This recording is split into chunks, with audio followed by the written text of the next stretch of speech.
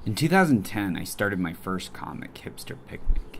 Hipster Picnic was a zombie sitcom about two roommates living in post-apocalyptic San Diego. I started it with one goal in mind, production on a comic that was getting released regularly. It didn't start with an outline or like a character overview. I just started creating. I gave myself a weekly deadline and vowed to complete at least 50 pages of art. 2 years later, I finished the project. About a year later, I started to create American Boom, with all the lessons I learned from Hipster Picnic. Boom was to be a 150-page superhero story set in modern San Diego. Some things unfortunately occurred, and this project is on indefinite hiatus.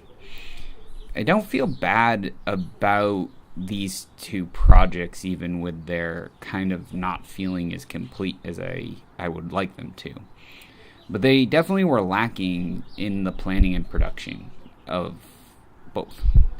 Last summer, for fun, a friend and I put together a pitch packet for a Marvel Punisher story we guessed might never see the light of day. We used the Jim Zub pitch writing series from his website, www.jimzub.com, to create a comic outline. It consisted of the following items in the final pitch: a cover page, a one-page pitch, sample artwork, a 6-issue outline, and a full script for issue number 1.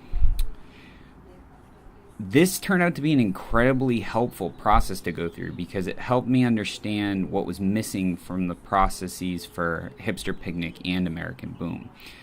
I realized that creating a comprehensive understanding of themes, world building, characters, pacing, and a definite size of a story can really go a long way towards preparing a story for success. When I was creating Hipster Picnic and Boom, I was winging it a lot, and even though those were creator-owned projects and meant for web distribution and didn't need to follow any kind of outline procedure like a mainstream comic publisher like Marvel, I found out that studying the Marvel or the mainstream publisher's process of submitting was actually really helpful. And that's the idea behind the final project for the Get a Grass MOOC, is that we're going to have you, the students of the course, create a pitch / outline / proposal, whatever you want to call it, that will help you understand in a comprehensive way the work you're about to embark on after the completion of the course. You will create a pitch that has the following characteristics. It's going to have an elevator pitch, one-page proposal / pitch. This is, you can choose whether to do it the Mark Waid proposal method or the Jim Zub pitch method. A world you've built. This will be like a map of some sort where their story is going to take place. A repository of reference photography gathered from Pinterest. A plan for completing the project.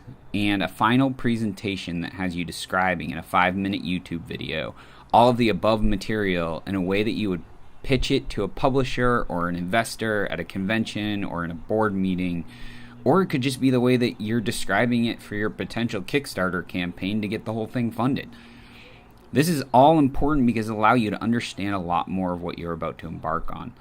As a show of solidarity, I'm going to be writing a pitch for a comic story I'm developing with you. I will be completing the work ahead of you and using it as a model of what we're looking for each week. Because I already completed a Punisher pitch, which will be available on the site, in the Jim Zub format, I'm challenging myself to create a new pitch in the style of Mark Waid's proposal. I'm really excited about all of this, and I hope that you are too. Good luck with the MOOC. I'll see you next week.